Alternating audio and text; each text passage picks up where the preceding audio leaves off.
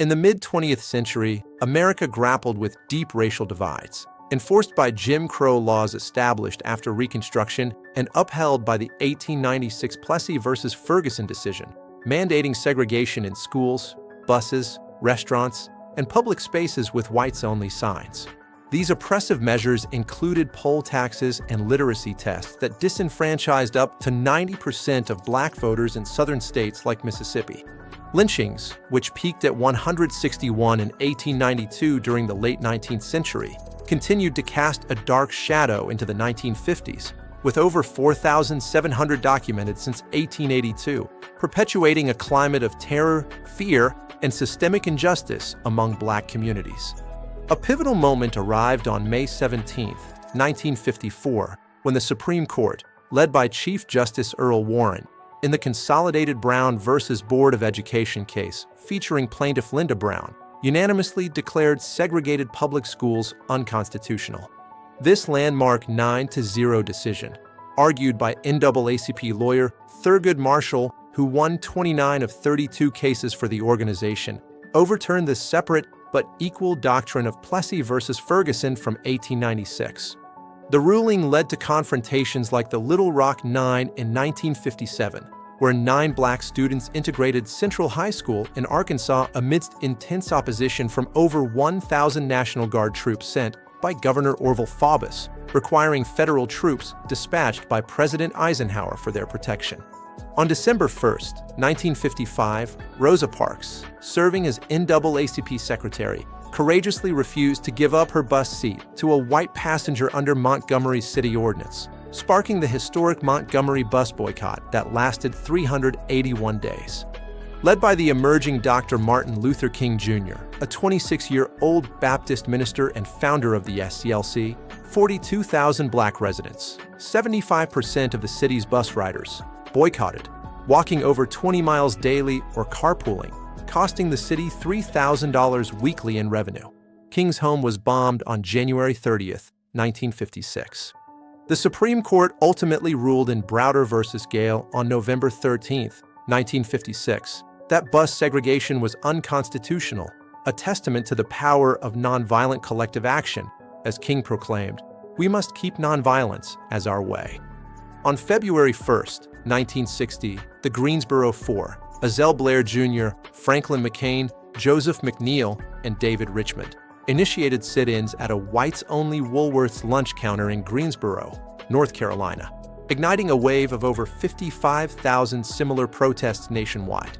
These disciplined sit-ins, often met with harassment like spit and poured coffee, successfully desegregated over 70% of Southern lunch counters by 1961, demonstrating the profound effectiveness of direct nonviolent action. The Freedom Rides of 1961, launched May 4 by 13 interracial core activists on Greyhound and Trailways buses, challenged interstate segregation, facing brutal violence including a firebombing of their bus in Anniston, Alabama on May 14th, and beatings in Birmingham, where Public Safety Commissioner Bull Connor gave mobs 15 minutes to attack. Despite the savage violence, over 400 more riders continued the Freedom Rides, prompting President John F. Kennedy to federalize U.S. Marshals for their protection and enforce constitutional rights on interstate travel.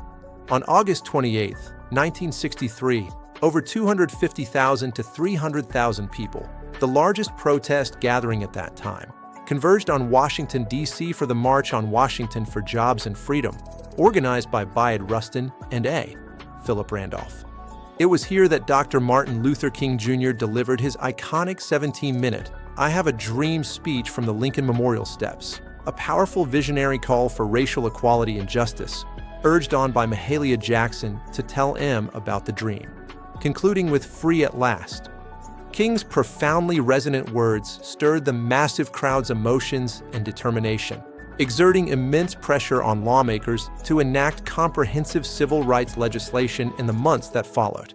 In 1965, the Selma to Montgomery marches, organized by SCLC and SNCC leaders like John Lewis, highlighted the desperate need for voting rights reform, as only 2% of black citizens were registered voters in Dallas County, Alabama, due to discriminatory barriers. The first march attempt on March 7th, known as Bloody Sunday, saw 600 peaceful marchers brutally assaulted by 50 state troopers and horse-mounted deputies on the Edmund Pettus Bridge using tear gas and clubs, leaving SNCC leader John Lewis with a fractured skull amid the chaos. Undeterred by the violence, the movement pressed on with Turnaround Tuesday on March 9th involving 15,000 marchers, culminating in a triumphant successful march from March 21st to 25th with 25,000 participants to Montgomery, protected by 4,000 federalized National Guard troops. These unyielding efforts paved the way for the landmark Civil Rights Act of 1964, signed by President Lyndon B. Johnson on July 2nd, which outlawed discrimination based on race, color, religion, sex, or national origin, including Title II for public accommodations and Title VII for employment that created the EOC.